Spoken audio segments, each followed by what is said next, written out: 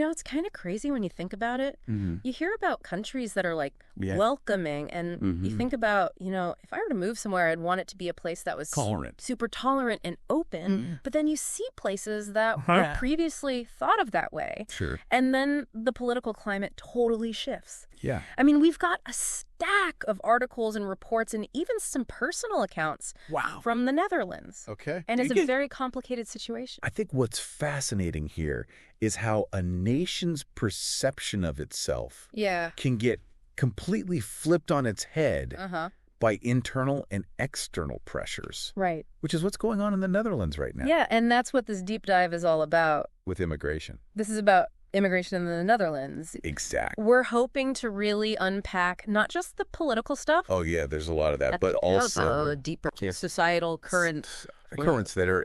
Absolutely, because, we're seeing this. It's not just the Netherlands. All over the world. Yeah.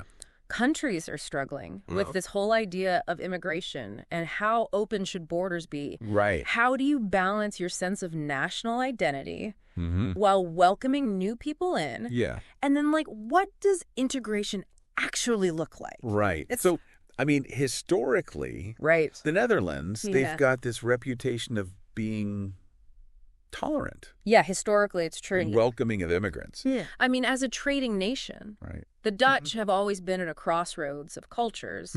So you could even say that there's a certain pragmatism built into their DNA. Right. And for a long time, immigration was seen as purely beneficial. Right. From a practical standpoint. Right. One of your sources talked about the fact that they have an aging population. Yeah. Huge problem. And labor shortages. Yeah, in key industries. What did it say about that? Well, think about sectors like agriculture and healthcare.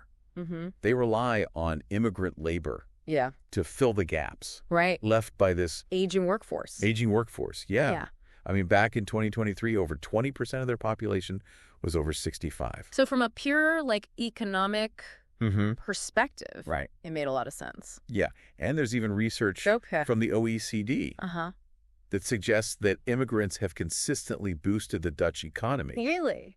But in the last few years, we've seen a shift. Okay. Especially since the 2024 elections. So you're talking about the shift towards more restrictive immigration policies, Immigration policies. It's interesting because this new coalition government, led by Prime Minister Dick Schoof, leans to the right. Politically speaking. Okay, so this coalition includes Geert Wilders and his far-right Party for Freedom. The PVV. The PVV. Yes. He has always been. Yeah, he's been very vocal. Pretty vocal about his views. His anti-immigration views. Yeah. So what impact has this had?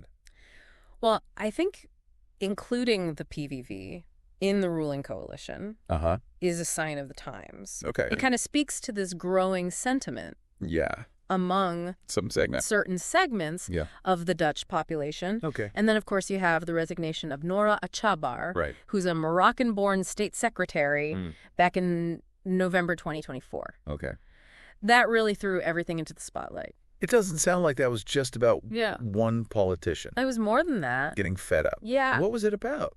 It was triggered by these violent clashes between locals and Israeli football fans in Amsterdam. Wow. After a Europa League match. Okay.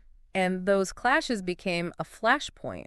Okay. In this whole debate about immigration and integration. Okay. Wilders seized on this incident. Okay. Blaming Moroccans and calling for harsh measures. Wow. Against immigrant communities. So Prime Minister Schoof kind of added fuel to the fire. Yeah, he did. What did he do? Schoof made this public statement about the failed integration of Dutch Moroccans. Okay.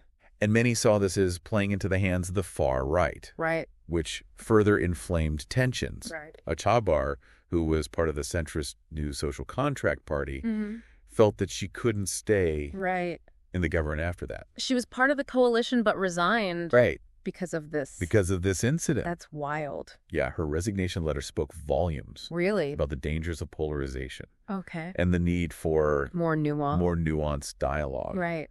And it was a blow to the government. And looked like for a while, the whole coalition might collapse if her party withdrew their support. So high stakes. Huge stakes. Did it happen? Well, ultimately, Her party stayed in the coalition. Okay. But the incident left its mark. Right. It showed how fragile things really are. Right. And how divided Dutch society has become over this issue. It's interesting because it feels like this resignation wasn't just some isolated incident. More than that. It feels like it brought a lot of issues to light. Like one of the things I'm seeing in these sources is this growing debate about the role of immigration and what it means to be Dutch. That's it. In the 21st century. It's about identity. It's about belonging. Yeah. The future of the Netherlands. And then you have very real anxieties. Right. Especially economic ones. Okay. Let's get into the specifics of this debate. What are the main arguments for and against more restrictive immigration policies?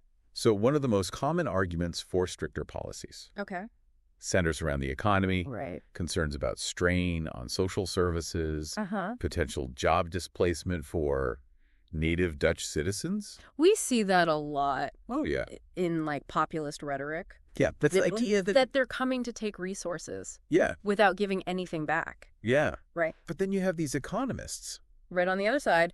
Arguing that immigrant labor is essential. Especially with their aging population. So it's like this catch-22. A little bit, yeah. Like they're afraid of the economic impact, but then they need immigrants. But they might need them, to keep things running. Yeah, it's a tough one. It is a tough one. And there's evidence to back that up. What do you mean? So we have a report here that highlights the contribution of immigrant-founded businesses. Especially in cities like Rotterdam and Amsterdam. Yeah? You know that wildly popular food delivery app? Yeah. Everyone uses in Amsterdam. Yeah. Founded by a Syrian refugee. No way. Yeah. That's amazing. It's so cool. I had no idea. It's a great example of how immigrants bring new skills. Right. Entrepreneurial energy. Yeah. They add to the vibrancy of the economy. Totally.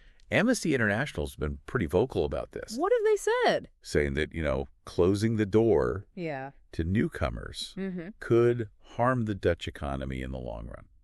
Okay, so the economic side of things is very complex. Very. But it's not just about economics. Oh, no, it's not just about economics. Is it? There's big social and cultural anxieties that are swirling around the immigration debate. Right. One of the main concerns is this fear. Of what? That large-scale immigration will erode Dutch culture and identity. Yeah. People are worried about what happens to their country. Yeah, they're worried about change. Yeah. They're worried about losing what they know. Right. When it all gets. And this often gets linked to the idea of integration. Okay. Some argue that immigrants aren't doing enough to assimilate and adopt Dutch values and customs. I see. And this is where Scoof's comment about the failed integration of Dutch Moroccans becomes really problematic. You said earlier that's loaded. That's a very loaded term. Yeah. Can you elaborate on that? What does successful integration... It's a great question. Look like? Because the term puts the burden solely on the immigrants to conform and erase their own cultural identities. It ignores the instances where integration has been successful and where immigrants have made significant contributions to Dutch society while maintaining their heritage. So it's not about erasing your background. No, it's not about erasing your background. It's about being part of the larger society. Right. Think about the Indonesian influence on Dutch cuisine. Oh, yeah. It's part of their national fabric. That's true. It's a great example. That's a great example. Of cultural exchange. Yeah. These sources also highlight the contributions of immigrant communities through art, music, and more. So there's this real tension in these two opposing ideas. Yeah, you have a fear of cultural change versus celebrating diversity. Yeah, I feel like Ashabar's resignation. It brought it to the forefront. Really brought those to the forefront. Yeah. There's also this other layer that we need to address, which is institutional racism. Yeah, that's a big one. I wanted to ask you about that because a couple of these sources really focus on that. Yeah, this is a critical undercurrent in the debate. Because it's bigger than just individual prejudice. Right. These sources suggest that racism is deeply embedded within the system itself. Like one report from December 2022 uncovered these really shocking It's pretty instances of racism within the Dutch Ministry of Foreign Affairs. Within the Ministry of Foreign Affairs. Like, what did they find? So they found verbal abuse, derogatory encounters, and cultural racism. Wow. Experienced by bicultural employees, both within the ministry and at Dutch embassies abroad.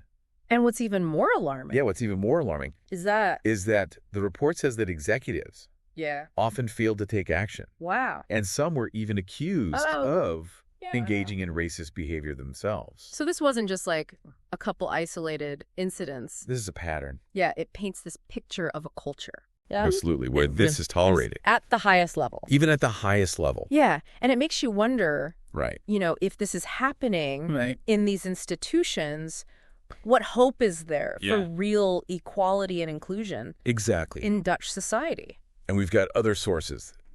Right, and we have other sources kind of back this up. Yeah. We have sources that detail concerns. About what? About racial profiling within the Dutch police force. Oh, wow. And there's a court ruling. There is. From February 2023. Okay. That found the Royal Netherlands Marechaussee. What is that? Which is basically their military police. Okay. That also handle border control. Guilty of racial profiling. Wow. During border checks.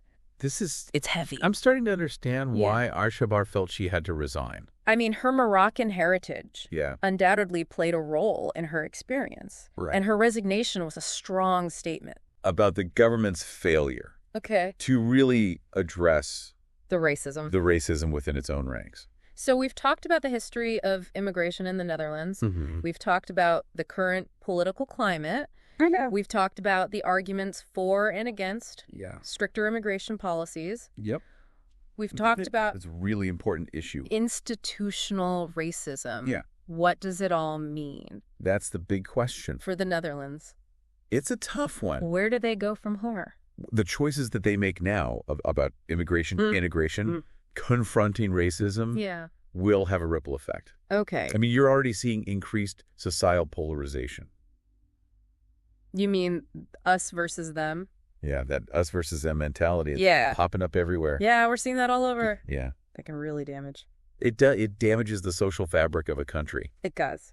And it makes it harder to have meaningful conversations about tough issues. Totally. And then you have the economic implications. You know, if they keep restricting immigration, it's likely to make those labor shortages even worse. Yeah. Especially in those sectors that are already struggling. It's like a self-inflicted wound. Like they need the workers. Yeah. But then the policies are making it harder. Putting up these roadblocks. It's a tricky situation. Yeah. And this is all happening against the backdrop of an aging population. Yeah. You know, without younger workers. Right. Certain sectors of the Dutch economy could face some serious challenges. Yeah. I mean, this could impact everything. Like what? Their healthcare system, their ability to innovate, compete globally. So some serious long-term consequences. Long-term consequences, Yeah, if they don't address these issues. They don't figure it out. Yeah. And then we can't forget about what's that? The damage to their international image. What do you mean? Well, for so long, the Netherlands has been seen as a tolerant nation. Right. A champion of human rights. Making seats of them as. But these recent shifts. Right. And the rise of this anti-immigration rhetoric is tarnishing that image. Yeah. It could impact their standing on the world stage.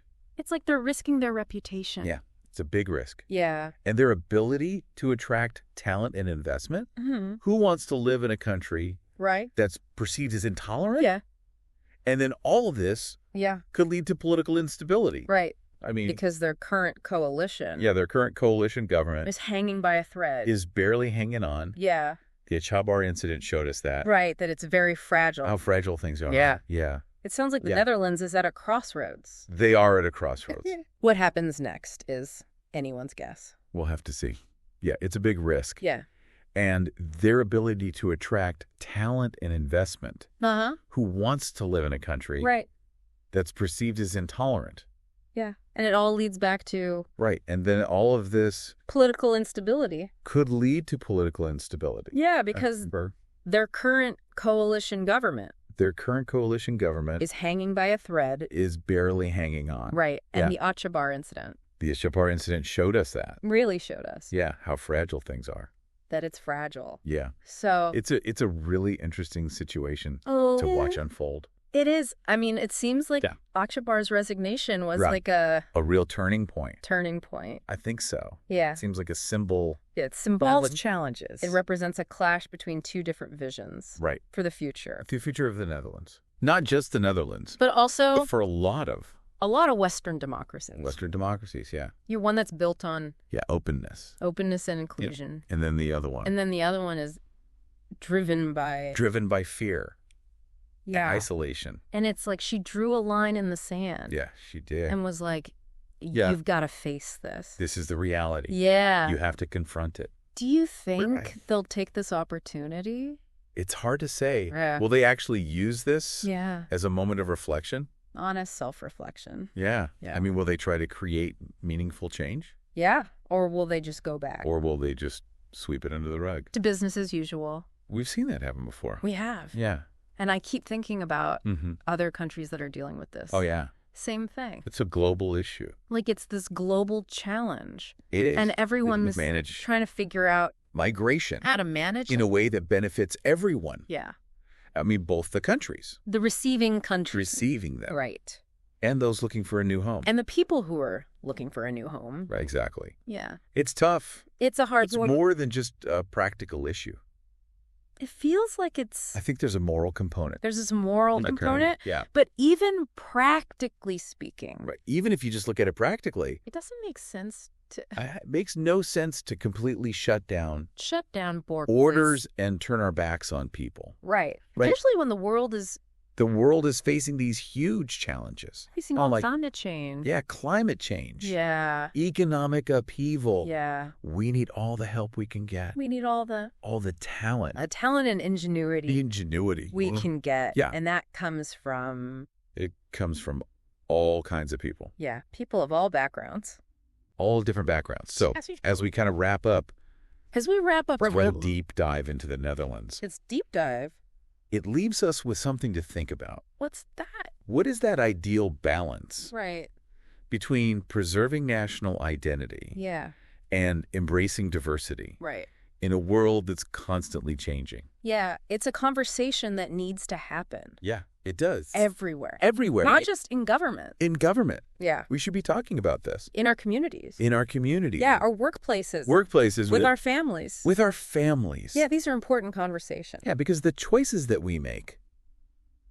Absolutely. Both individually and as a society. They shape the world. It will. For ourselves and future generations. Absolutely. I mean, you've shared a lot of information today. I have. Spend some time with these sources. Explore different viewpoints. Challenge your own assumptions. Yeah. The situation in the Netherlands offers this glimpse into the future we're all facing. Right. And the decisions we make together will determine what that future looks like. Absolutely. Yeah, it really is a glimpse into the future. So what do we learn? I mean, one of the big takeaways for me is that this whole idea of a homogenous society is kind of outdated. It feels like it's a fairy tale. Like a 20th century idea. The world is diverse. Yeah. And it's only getting more diverse. Right. And it's like... And trying to resist that... Trying to fight against it. Is ultimately futile. Yeah. I mean, if you look at the Netherlands... Their history is a testament to that. Right. They were built on trade. They've always been... A mixing pot of cultures. Yeah. And that's part of their strength. Yeah. And then it's like they're turning away from that. But now it's almost like they're turning away from that. Right. And I think that's what's so concerning to a lot of people. Yeah. What do you think? I think it's a mistake. You think it's a mistake to turn away from that? Yeah, I think it's a mistake to try to create these artificial walls. To shut people out. Yeah. Because the world is interconnected. Yeah. We can't pretend. We're not all in this together. That we're not. Yeah, because the challenges we face are global.